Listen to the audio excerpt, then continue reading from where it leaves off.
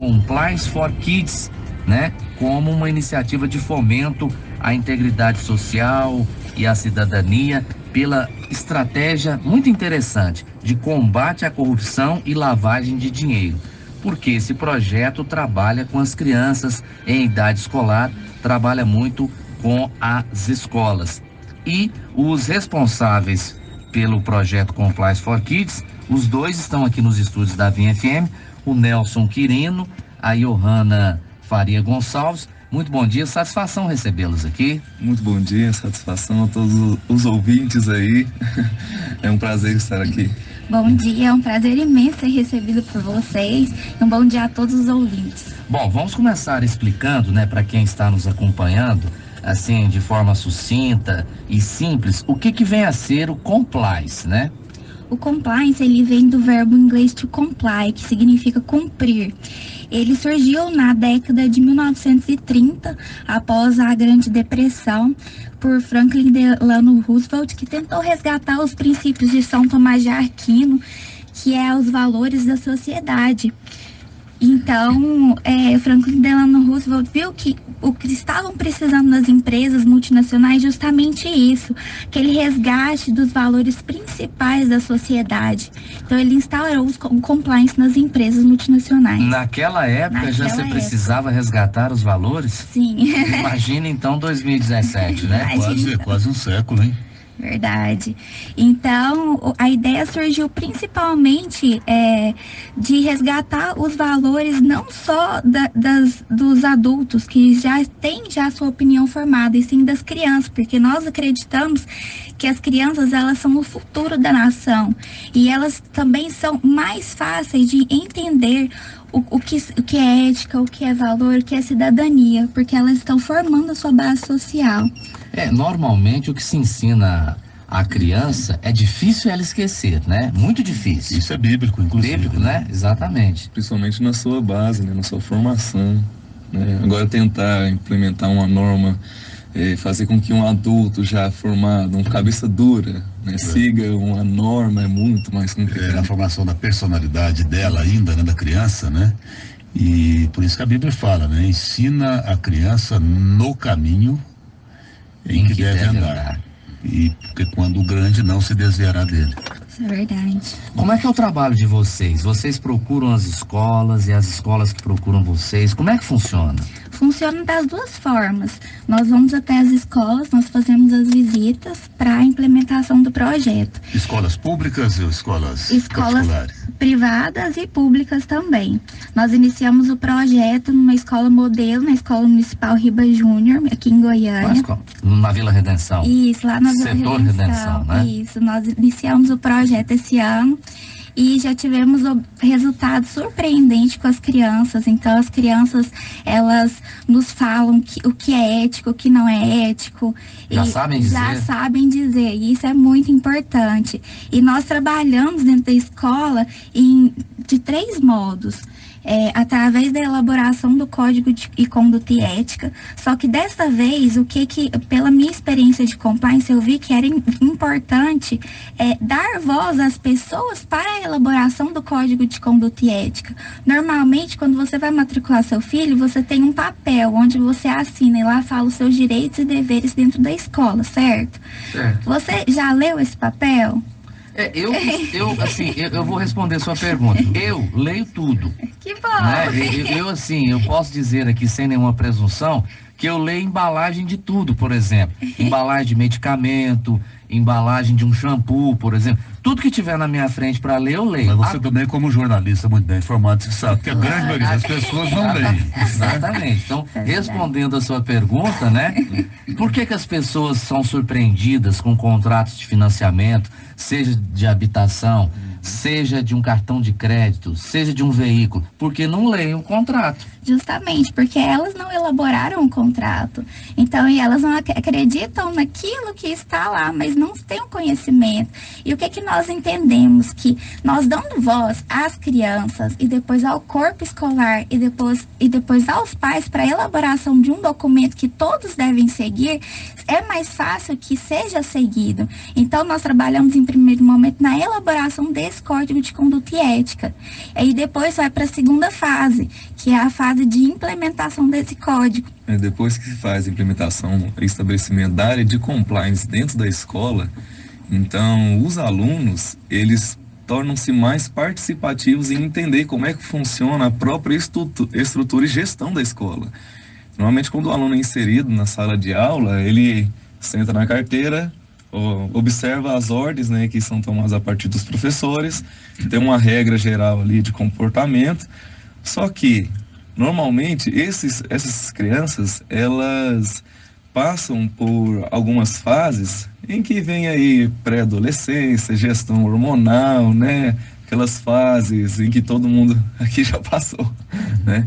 Bom, depois da implementação, então, da área de compliance, precisamos de alguém para que saiba se realmente essa área está tendo um maior efeito.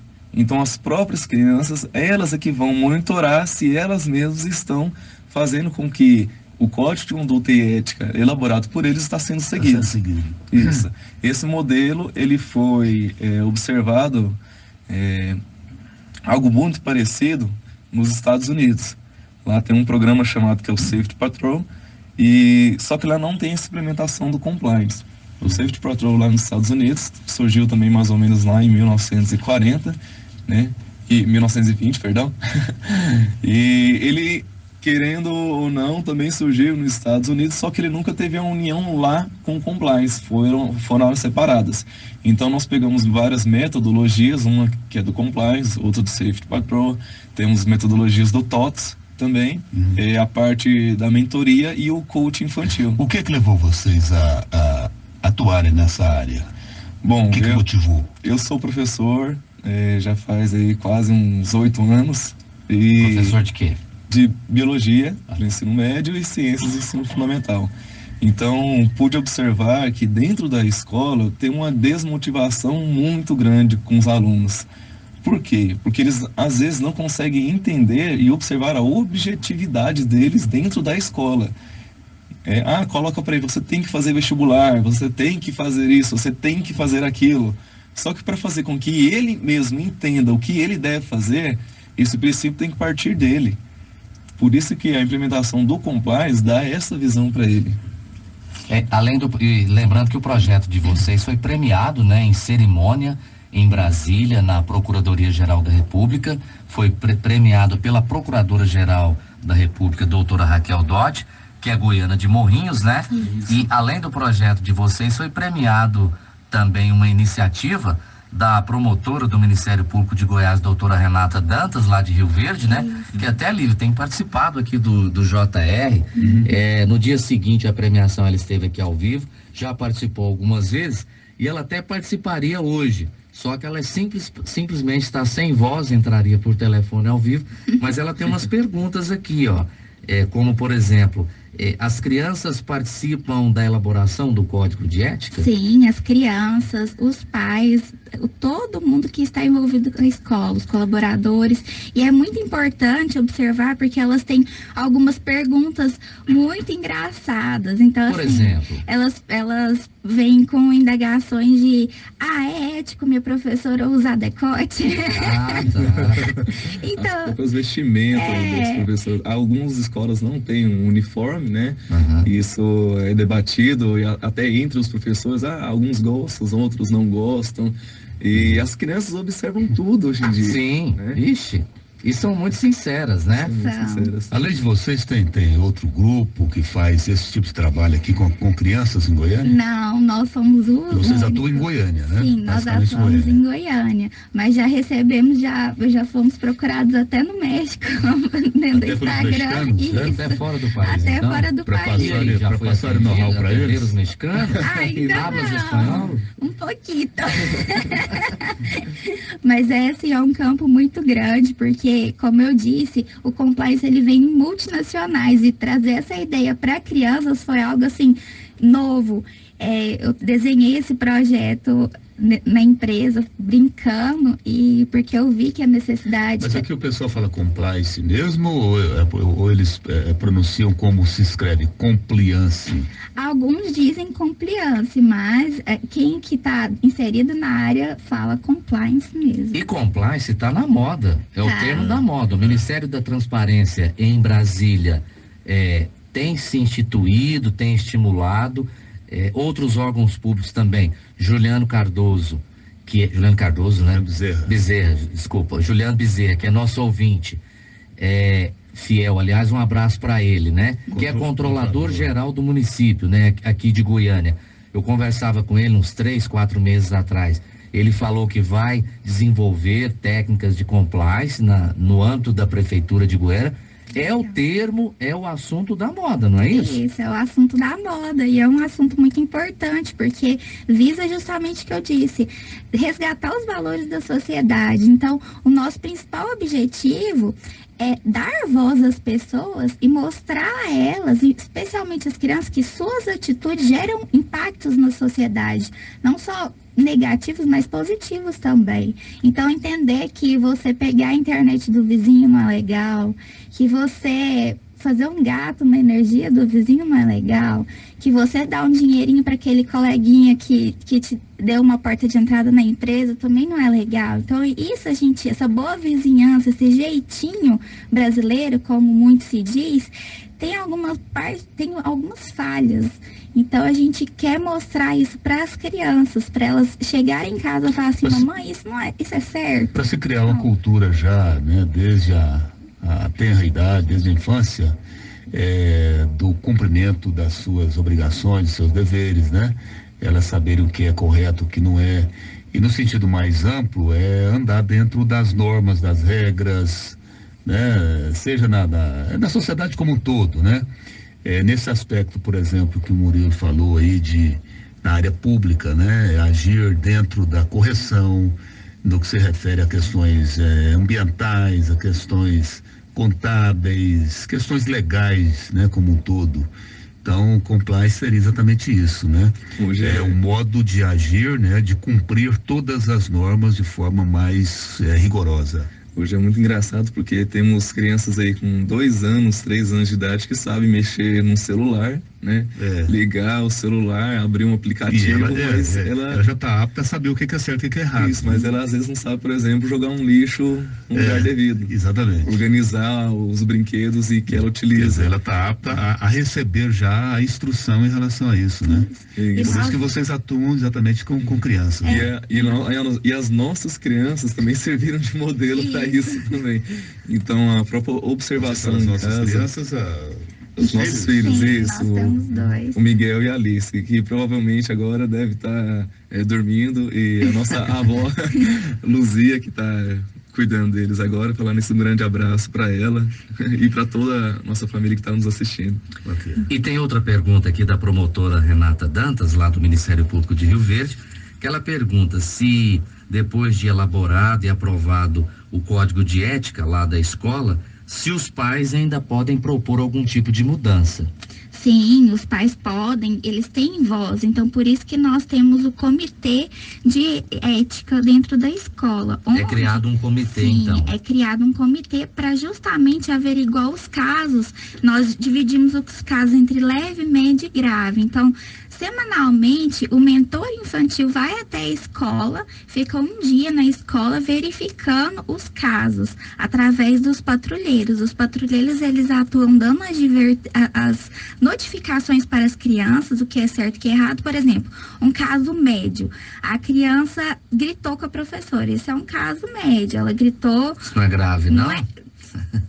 Ela pode ter gritado porque tem criança que tem alguns surtos, fica nervoso, fica estressado. Não é gritar de xingar, é gritar, por quê? Fala alto. Fala alto, isso. Então, a gente leva esses casos pro comitê. Um outro exemplo, caso grave. A criança xingou o professor. Então, como que a gente vai fazer? Então, a gente leva para a mesa onde ia participar o mentor infantil, alguns pais, diretores da escola, coordenadores, e lá nós conversamos para ver qual a melhor solução para essa criança. Se ela é encaminhada para o psicólogo, para o psiquiatra, conversando com os pais sempre. Então, tudo isso é monitorado. O que falta na escola, hoje em dia, que nós percebemos, é justamente esse monitoramento para saber o que está acontecendo com a criança. Por que levou? Por que o Joãozinho chegou na escola na segunda-feira triste? Terça, quarta, quinta tá feliz. Na outra semana, a mesma coisa. Por que está acontecendo com essa criança? Então, esse que é o principal motivo. Porque depois da implementação de qualquer tipo de programa, normalmente, por exemplo, coloca aí a semana do trânsito na escola. Aí faz uma semana ali, né, toda a parte educacional sobre o trânsito, né, atravessar na faixa de pedestre, né, respeitar o sinaleiro e tudo mais. Passou aquela semana, você não tem algo em que trabalhar com a criança. A criança esquece, foi só aquela semana.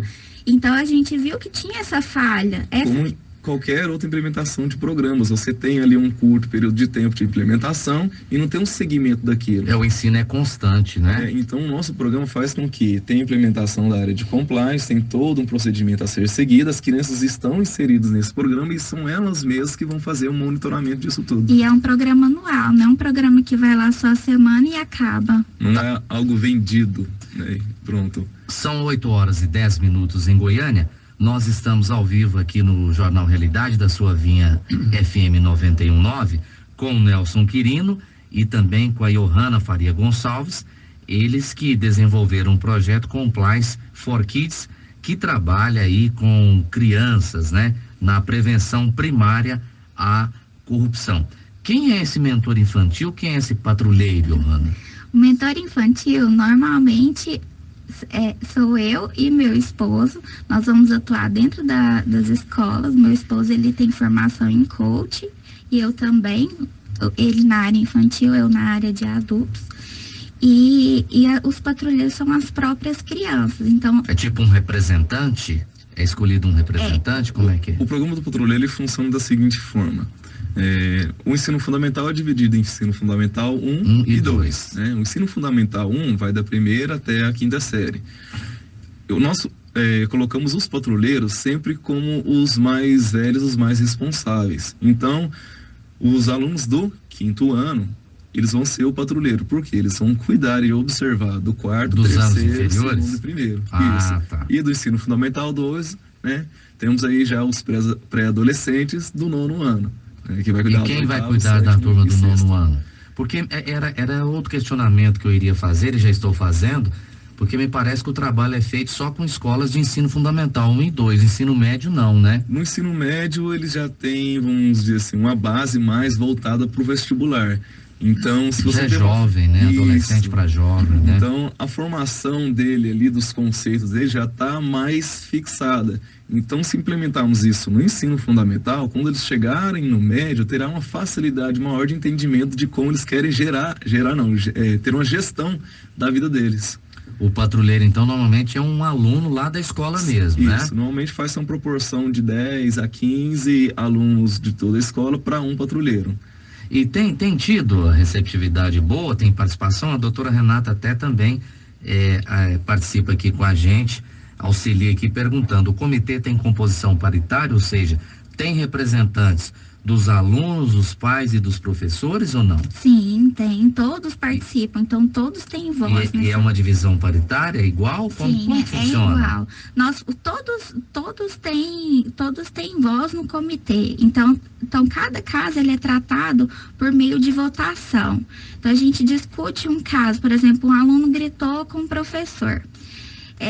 O que a gente vai fazer? Vai dar uma advertência? Quem vota para sim, levanta a mão. Quem vota para não, não. Então, nós temos uma ata e anotamos todas as decisões na ata. Tem até uma ata? Isso aí vai pegar então, tem um secretário, uma secretária. Quem faz essas atas?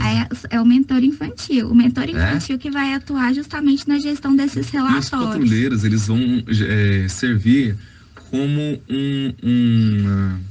vamos dizer, como literalmente uma patrulha dentro da escola, ou seja, Sim. tudo o que acontecer, eles vão notificar. Uma cópia fica para o aluno que cometeu o ato ali, e a outra cópia vai para o relatório. Então, desde as mínimas coisas até as mais graves, elas são anotadas. Ele não fica estigmatizado, não? Ele Como um bedel, um X9, como se diz na gíria. Ele passa por todo um curso de formação. Então, além do patrulheiro ser um monitor da escola, ele vai ter noções de primeiros socorros dentro da escola, ele vai passar por um curso de abordagem e comunicação dentro da escola, ele vai conhecer a própria estrutura da escola, como os bombeiros reconhecem. Então, dentro do curso de formação, ele vai ter uma noção de rota de fuga, ele vai ter uma noção de como manusear o extintor de incêndio para, em último caso, ele poder orientar alguém para a utilização, porque não queremos colocar também as crianças em risco. E a questão do bullying, o programa trata também? Sim, o patrulheiro ele vai atuar também nessa área do bullying. Por exemplo, uma criança está brigando com a outra. Ele vai chegar, ele vai observar a situação. Se for alguma coisa, se eles estiverem se agredindo fisicamente, ele vai separar juntamente com o diretor, vai chamar alguém, um coordenador, um adulto que estiver próximo para separar a situação e verificar o que está acontecendo. Então, ele vai ter uma noção de abordagem, verificar o que está acontecendo para relatar e depois conversar com o colega. Nós acreditamos que quando uma criança conversa com a outra, a linguagem é mais próxima, então a receptividade é melhor. E para escolher o patrulheiro, quer dizer, é um por sala, é um para a escola toda? Todos podem se candidatar do quinto e do nono ano. E a eleição é direta?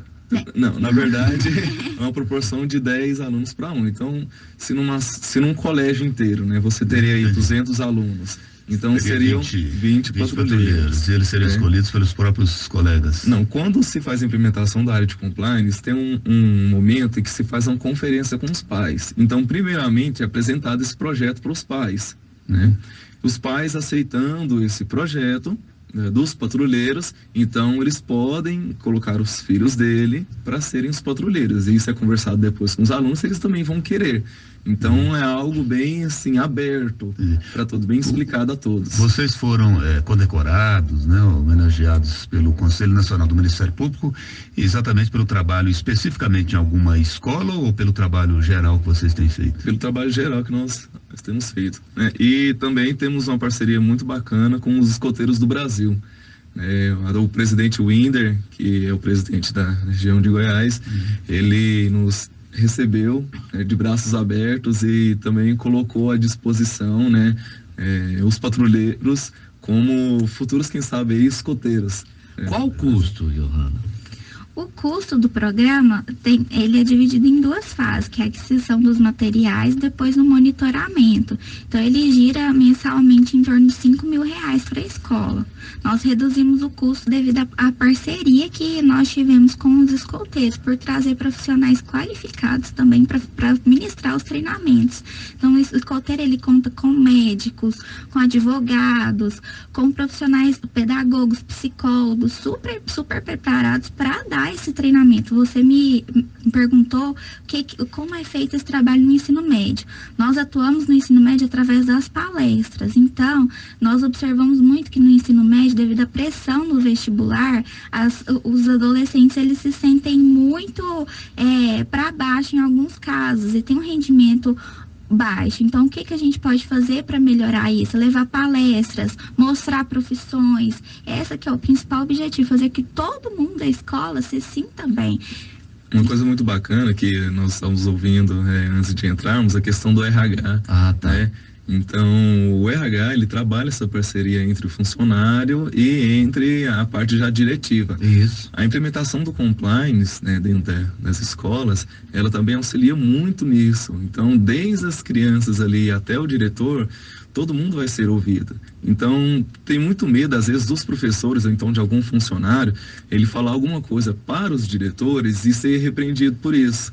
Nessa crise que nós estamos passando aí, é muito complicado.